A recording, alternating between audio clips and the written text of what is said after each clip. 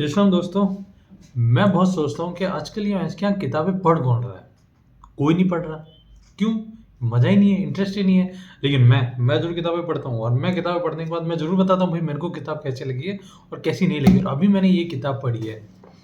उल्टी दिख रही होगी, आई नो, बाद में फिक्स कर दूँगा। तो मैंने अभी पढ़ी how to win an Indian election by Shivam Shankar Singh. और मैं आपको बताऊँगा कि भई ये बुक जो है वो किस बारे में है, इसमें क्या है, क्या नहीं है। अब आपको तो पता ही है कि अभी जैसे ही ये राम मंदिर का 22 जनवरी को प्राण प्रतिष्ठा हुई है, तभी से सब जगह मोदी, बीजेपी, जय श्री राम ये सब हो रखा है। तो सब के सब जगह यही लग रहा है भई कि मोदी जी 100% अब की बार आ ही रहे हैं और कम से कम 350 प्लस सीटें लेके आएँगे।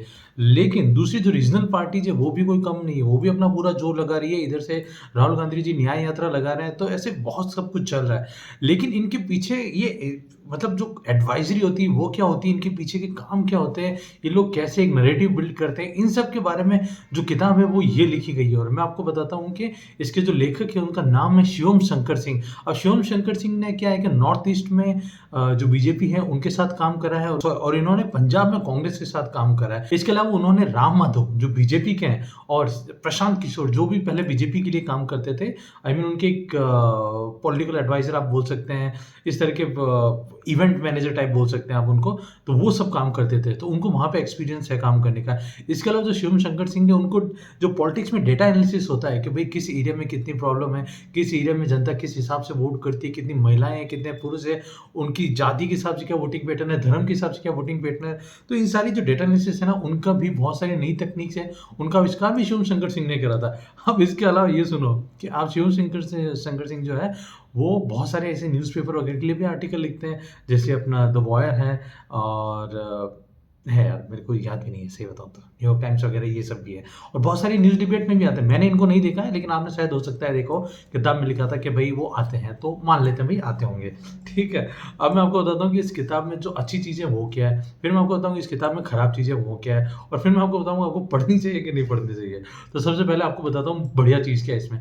इसमें बढ़िया चीज़ ये है कि उन्होंने जिन लोगों के साथ काम करा है ना, जैसे बीजेपी के साथ नॉर्थ ईस्ट में काम करा है, तो उन्होंने उसका पूरा एनालिसिस करा है कि बीजेपी किस-किस तरह के उनकी जो थॉट प्रोसेस होती है वो क्या है, किस तरह के वो मुद्दों को एड्रेस करती है। तो उन्होंने बहुत सारा डीप में बताया, बहुत सारे बंदों के बारे में बताया। उन्होंने बताया कि कैसे वो जो छोटे से लोग होते हैं, आई मीन जो प्रचारक होते हैं, जो नॉर्मल जनता होती है, जो अपनी पार्टी के लिए काम करती है, उन सब के बारे में बताया कि वो लोग कैसे काम करते हैं, उन लोगों को कितनी मेहनत करनी पड़ती है। इलेक्शन के टाइम में उनकी क्या हालत होती है और जो नेता वगैरह होते हैं, जो एमएलए, एमपीज़ होते हैं, वो कैसे अपना एजेंडा डिसाइड करते हैं, ये सब उन्होंने डीप में बताया। बिल्डिंग कैसे करते थे, जैसे कैप्टन अमरिंदर सिंह को पहले महाराजा अमरिंदर सिंह बोला जाता था, लेकिन उन्होंने ऐसा दिमाग लगाया कि महाराजा होना थोड़ा-सा पब्लिक से दूर कर देता है। तो ऐसा करते हैं कि महाराजा की जगह उनको उनका जो बैकग्राउंड है उसको रिलेट करते हैं, उनको नाम रखते हैं कैप्टन अमरिंदर सिंह और कैप्टन अमरिंदर सिंह रखने की वजह से वो नैरेटिव बदल जाता है और वो बहुत जनता के अंदर फेमस हो जाते हैं। तो ये उन्होंने थोड़ा-सा इसमें बताया। अब इसके अलावा उन्होंने आगे ये भी बताया है कि भई कैसे जो कांग्रेस थी 2014 में हारी, तो हारी क्यों? उन्होंने बहुत सारे रीज़न बताए, पूरा चैप्टर इसमें डाला है कि भई ऐसा क्या हो गया था? उन्होंने बताया कि कैसे बीजेपी ने एक नैरेटिव बनाया था कि कांग्रेस बहुत ही करप्ट पार्टी है और उसके बाद वो नैरेटिव कैसे सब जगह फैला। उसके बाद जो इंडिया अगेंस्ट करप्शन का मूवमेंट था, उसका भी जो योगदान था कांग्रेस के खिलाफ, वो सब उन्होंने बताया और बहुत सारे ऐसे फैक्टर गिनाए जिसकी वजह से जो कांग्रेस है वो 2014 में हार हार गई थी और मोदी जी आ गए थे। तो उन्होंने यहाँ पे ये सब कुछ इसमें कंप्लीट एनालिसिस करके बताया। इसके अलावा उन्होंने ये भी बताया कि जो डेटा एनालिसिस होता है, वो कितना ज़्यादा इम्पोर्टेंट है किसी भी इलेक्शन को जीतने के लिए। उन्होंने ये भी बताया कि भई जो लोकल मुद्दे होते हैं, उनको एमपी, एमएलएज़ कैसे एड्रेस करते हैं। उन्होंने ये भी बताया कि कैसे आम जनता को कैसे उलझा के रख सकते हैं, कैसे आप क्या के क्या बोल दो, कैसे आप झूठ बोल दो लेकिन फिर भी जनता मान लेती है, किस तरह का आपका जो मैनिफेस्टो होता है वो होता है। तो ये सारा सब कुछ उन्होंने बहुत डिटेल में बताया। तो ये देख के मेरे को इसमें बहुत अच्छा लगा। उनका डिटेल्ड स्टडी है बहुत सारी जगह पे, स्पेशली जहाँ पे उनका एक्सपीरियंस है, जहाँ पे उन्होंने काम करा, उनका उन्होंने बहुत ही अच्छे से वो वर्णन करा है, समझ लो भई डिटेल में लिखा है। तो ये सारी चीज़ें मेरे को इसमें बहुत अच्छी लगी है। अब मैं आपको बताता हूँ मेरे को इसमें कुछ चीज़ें अच्छी जो नहीं लगी वो क्या है। पहली चीज़ तो ये किताब पढ़ के ऐसे साफ-साफ पता लग रहा है कि भई ये किताब इन्होंने मोदी जी से, बीजेपी से गुस्सा होके लिखी है। ठीक है? पूरी किताब में उन्होंने भर-भर के जो बीजेपी को, जो मोदी जी को गालियाँ बकी है, ओए होए!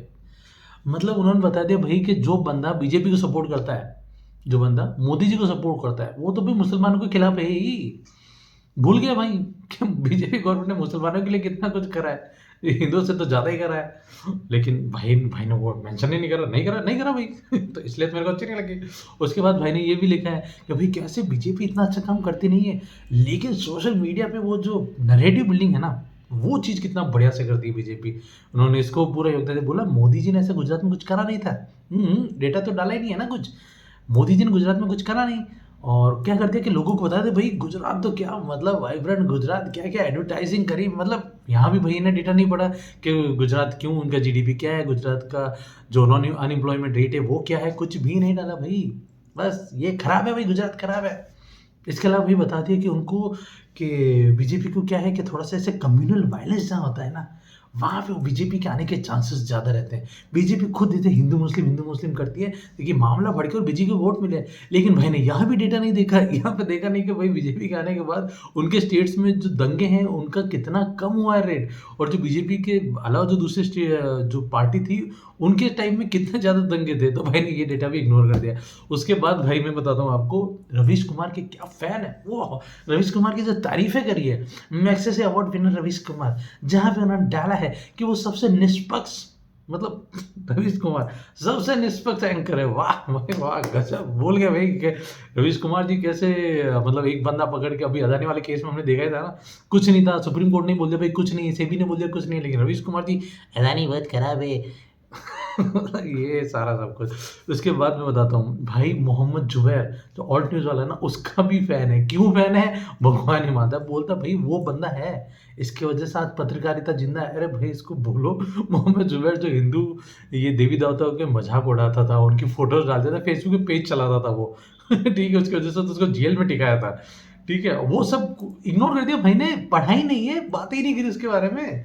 बोले भाई जुबैर बहुत बढ़िया। हाँ भाई, हमने माल्या नुपुर शर्मा के साथ जो हुआ हुआ, कोई बात नहीं, जुबैर बहुत बढ़िया है। इसके अलावा और बताता हूँ, इसके अलावा भाई भाई केजरीवाल का फैन, केजरीवाल का तो पप्पी दे दे भाई, इतना भयंकर केजरीवाल का फैन है शिव शंकर सिंह, यही नाम है ना?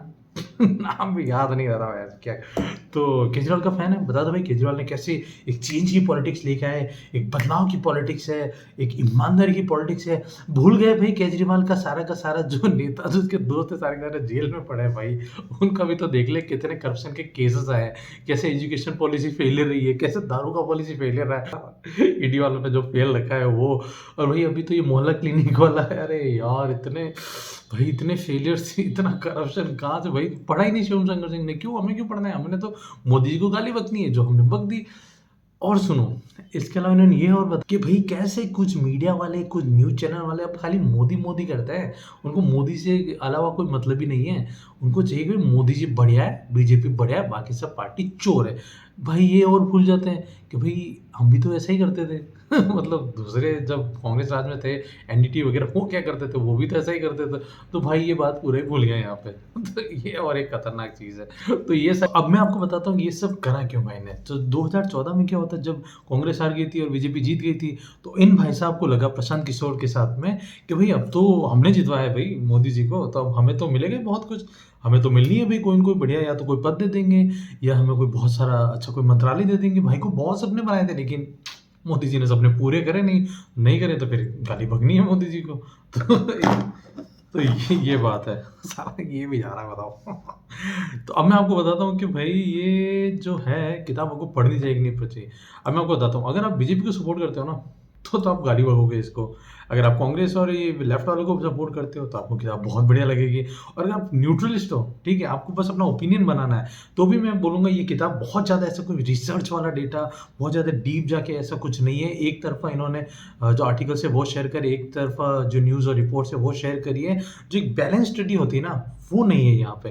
तो ये इस वजह से मैं इस बुक को बहुत ज़्यादा आपको सजेस्ट तो नहीं करूँगा। बट ठीक है, अगर आपके मतलब क्विक रीड है, अगर आपको पढ़ना है, कुछ टाइम पास करना है, तो आप पढ़ सकते हो। 2-3-4 दिन में ख़त्म हो जाएगी, इससे ज़्यादा ये बुक चलेगी नहीं। तो आप चाहो तो ये कोशिश कर सकते हो। ठीक है, तो यही था मेरा आज का वीडियो। अगर आपको वीडियो अच्छा लगा है तो प्लीज़ इस वीडियो को लाइक कीजिए, इस चैनल को सब्सक्राइब कीजिए, और अगर आपके कुछ सजेशंस है, कोई बुक के, कोई मूवीज़ के, रिव्यू के, तो प्लीज़ मुझे बताइए, मैं करके दूँगा। ठीक है guys, thank you so much for watching. This is Devendra. Thank you so much.